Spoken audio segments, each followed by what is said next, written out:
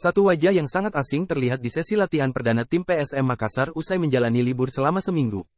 Pada sesi latihan yang berlangsung di Stadion Kalgowa, Kabupaten Goa, Senin, tanggal 11 September tahun 2023, satu wajah baru terlihat. Setelah dicari tahu, ternyata pemain tersebut adalah Joao Pedro asal Timor Leste yang bergabung di sesi latihan PSM Makassar. Ini merupakan sesi latihan perdana Joao Pedro bersama PSM Makassar. Dan ini kali pertamanya juga muncul di sesi latihan skuad asuhan Bernardo Tavares. Sejauh ini, belum ada konfirmasi resmi dari pihak manajemen tim PSM Makassar terkait status dari pemain asal Timor Leste itu.